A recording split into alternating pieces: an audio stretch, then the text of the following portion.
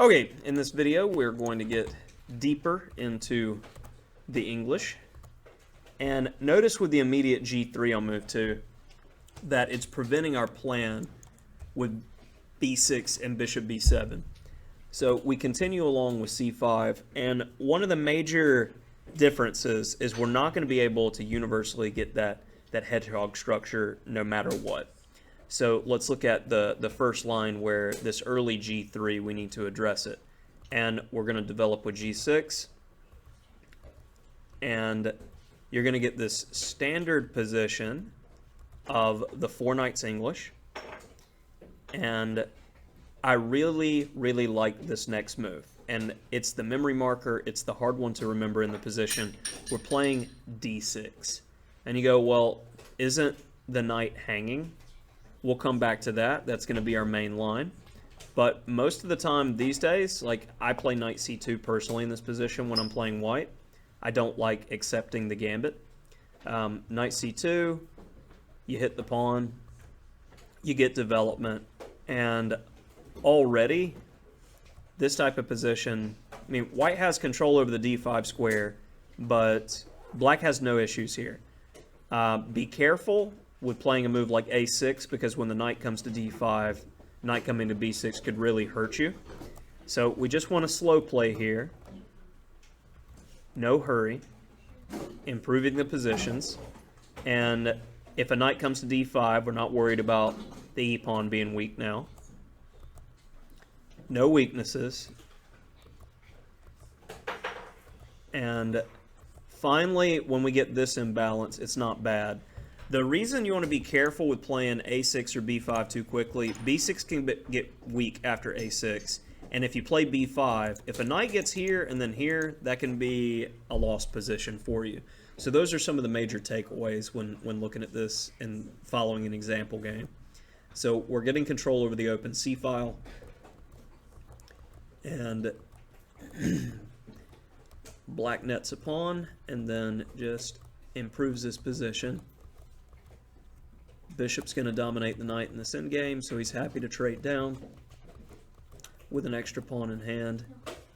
And we see quickly taking away key squares. No issues. Trade is set. And those three connected pass pawns were enough. So coming back, we'll go back from the beginning just to help you. Remember, we cannot play B6 like we looked at in the previous variation to hedgehog it out. So we're going to need this fianchetto structure reaching the four knights. And after D6, what happens when he accepts the sacrifice? Now, the major takeaway is we've lost a pawn, but we're going to get Binko Gambit style play. So you need to be very accurate with your next few moves to make sure that you're getting the most out of your position to be able to attack viciously here. So after bishop takes C6, first rook B8, and we've gotten the open file for the price of the pawn, and he's going to have to waste time with this bishop one way or another. So a sideline would be if queen A4. I really like this move A5, and we're threatening rook B4. Well, we'll get back our C-pawn in play. So he goes knight B5 to stop us. Tempo on the rook. Pressure. And we're hitting F2. So we get the bishop pair for the price of a pawn. And tension is being maintained.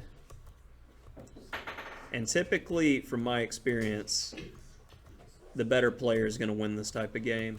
But I really like working with the bishops.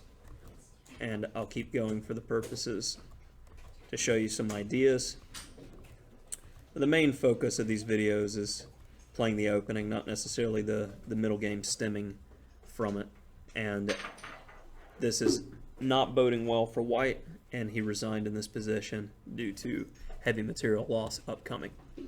So finally we have reached our main line after rook b8, which is bishop g2. Queen a5 is important because we have this idea that if the b-pawn moves, the knight's going to be even weaker.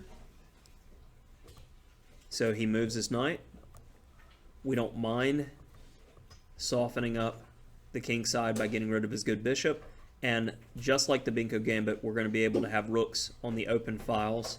So the F rook is more than likely going to C8, and then the B rook is keeping an eye on all the tension on the open B file where we sacrificed the pawn earlier. So we're going to be looking for a knight maneuver, and our bishop on G7 is really going to be coming alive. Bishop D2, hitting the queen. And now it's critical moments like this. If you don't find that aggressive move at this moment, you're just much worse. So we've got to play aggressively. We're a pawn down, D5. Trying to undermine the knight. Pressure, pressure. Now that's isolated. Hitting the bishop, hitting the rook on A8, or A1 rather. Got our pawn back. No weaknesses, no problems. Bishop's getting stronger as we're putting more pawns on the light squares. Pawn falls. Bishop's better than the knight.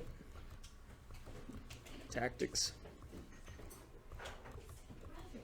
We're just slowly improving our position here. Outside passer is good. Just avoid any tactics, and you win pretty easily.